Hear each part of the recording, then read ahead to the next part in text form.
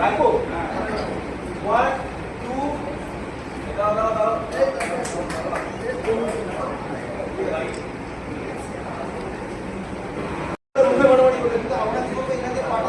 আমরা এখানে মারতে পারবো কোথায় মারছি জাস্ট এই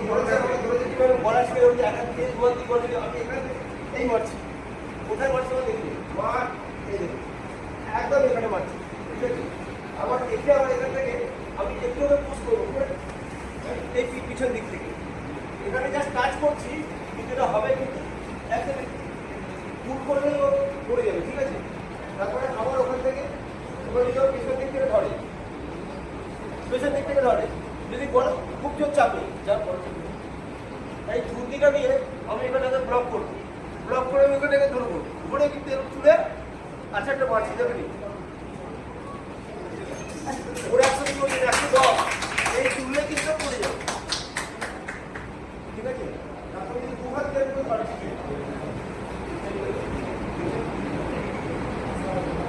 এইবার আমি এখান থেকে হাত এই পুশ করে যাবে আর কিভাবে পড়ে যাবে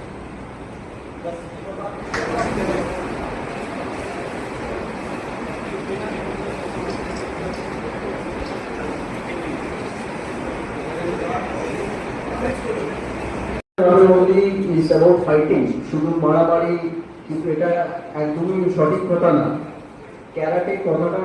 is a Japanese word karate ক্যারা means empty tail means hand তো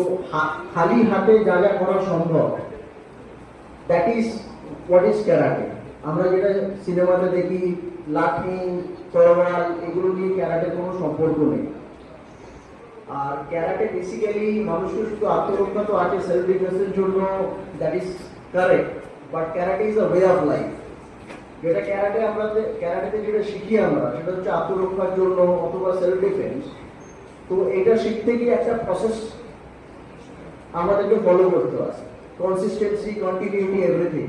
তো এটা করতে গিয়ে not only in the fighting world but also in real লাইফে প্রচুর কাজে লাগে এভরিডে লাইফে আমরা ক্যারাটেকে আমরা নিয়োগ করতে পারি for a better human being better society এই যে টুর্নামেন্টটা হচ্ছে ক্যারাটের স্যাররা যেটা বললো আপনারা সকলে শুনেছেন এখনকার সোসাইটিতে ক্যারাটেটা খুবই গুরুত্বপূর্ণ এবং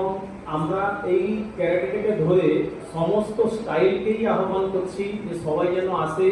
এবং পার্টিসিপেট করে এবং এই টুর্নামেন্টকে আমরা একটা নতুন আপগ্রেডেশন নিয়ে যাচ্ছি এই ক্যারাটে পুলিশ মিট বলে যেটা লেখা আছে আমাদের অ্যানাউন্সমেন্ট হয়েছে এই টুর্নামেন্ট প্রতিটা বাচ্চারা যারা আছে অভিভাবকরা যারা আছে যাদের স্টুডেন্টরা বিভিন্ন জায়গায় টুর্নামেন্ট করছে বিভিন্ন স্টাইলে তাদেরকে নিজের ট্যালেন্ট শোকেস করার জন্য আমরা আহ্বান করছি সবাই আসুন এবং এই ক্যারাটের মধ্যে আপনারা পার্টিসিপেট করুন স্যার বললেন ক্যারাটে হচ্ছে এমটি হ্যান্ড এটা খুবই সুন্দর জিনিস এটা এমনি আত্মকৌশল যে আপনাকে শুধু আত্মরক্ষা করতে হবে উইদাউট এনি উইপন আগে দেখাতে হয় যে আমাদের ছেলেদের বা ছেলেমেয়েদের জন্য তারা যথেষ্ট জায়গা আছে না হলে কিন্তু সেই স্কুলগুলো হওয়ার কথা না নিয়ম আছে এক কাজ তো আপনি দেখতে পাচ্ছেন আলাদা সেটা তো আমাদের তো দেখি ভালো লাগে না আমি এখন যেটা বললাম সরকারি স্কুল শিক্ষক তিনি আমাদের 4-5 জনকে দেখেছিলেন তাতে পরামর্শ দেওয়ার জন্য কী করে পাঠানো যায় আমরা বলেছি স্পোর্টস কিন্তু ইঞ্জিনিয়ারিং ক্লাসগুলো প্রত্যেক ক্লাসের কম্পালসারি সাবজেক্ট থাকতে হবে ওটা যদি হয় তখন তো মাঠে জোগাড় করতে হবে তাহলে চেষ্টা করবে মাঠ ভাড়া করতে হবে যে আমাদের এটা হচ্ছে প্রথম স্টেপ যে ওদের যে কারিকুলাম একটা পেপার সবসময় থাকবে Shri Siladitya Chowdhury founder director secretarial communication এবং এই টুর্নামেন্টের ডিরেক্টর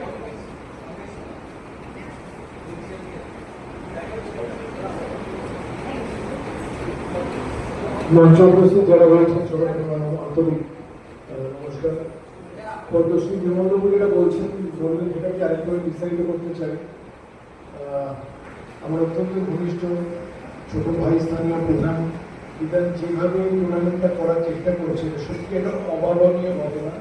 প্রথমবার কলকাতায় একটা এই লেভেলের ক্যারাটে কম্পিটিশন আমরা দেখতে পাবো। তো সিইং ইজ বিলিভিং বলে একটা কথা আছে। আমি রিকোয়েস্ট করবো যদি প্রধান একটু এখানে কিছু ডেমনস্ট্রেট করে দেখাতে পারবো, আপনারা বুঝতে পারবেন যেটা উনি বললেন ক্যারাটে মানে শুধু কিন্তু মানে সেলফ ডিফেন্স নয়, ক্যারাটে মানে অনেক কিছু।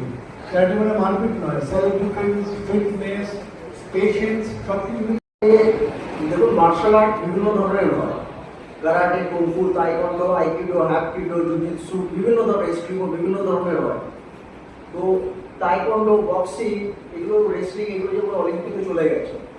কারাটে, কুংফু আরো কিছু মার্শাল আর্ট এখনো অলিম্পিকে যায়নি, বিকজ কারাটে, কুংফু এগুলো প্রচুর ভায়োলেন্ট ছিল। এখন যে স্পোর্টস কারাটে রয়েছে, আমি have been trend under সেন্সেই Purandara সরকার। তো আমরা যখন ট্রেনিং নিয়েছি এটা তখন স্পোর্টস কারাটে ছিল না, বিভিন্ন ধরনের গার্ড বা it was more of a full contact karate. আর এখানে ইনজুরি হওয়ার প্রচুর চান্স থাকতো, নার্ভ ড্যামেজ হওয়ার চান্স থাকতো। তো কারাটে যে স্পোর্টস হয়েছে এটা ইদানিং হয়েছে। আগে এটা ছিল it was considered to an art. Karate, kung fu এগুলো ইটস দ্য মার্শাল আর্ট। এটা কখনো থাকতো না মার্শাল স্পোর্টস। whereas জুডো বা তাইকোয়ান্ডো একটু ভায়োলেন্ট কম,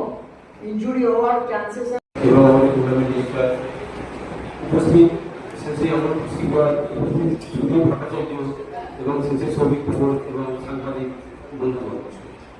আজকে এই মিটটা হচ্ছে আমি 1992-93 সাল থেকে টুর্নামেন্টের সঙ্গে যুক্ত এবং আমি 1995 সাল থেকে লাগাতার অনেক টুর্নামেন্ট অর্গানাইজ করেছি। আমরা প্রথমত 2024 সালে বিএসএফ ন্যাশনাল ক্যারাটে চ্যাম্পিয়নশিপ করি, যেটা সর্বভারতীয় স্তরে, যেটা চিফ গেস্ট ছিলেন আজকে উপস্থিত আছেন বিমল স্যার। সেখানে পাকাপাকিভাবে আমরা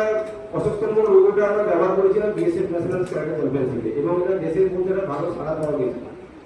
তার কারণটা হচ্ছে যেটা যেখানে কখনো ভারতবর্ষের ইতিহাসে, ক্যারাটের ইতিহাসে এবং গেমসের ইতিহাসে কখনো এইরকম মানে সুযোগ প্যারামিলিটারি ফোর্স দেয়নি। যেহেতু আমি নিজে বিএসএফ এর ট্রেনিং করাই,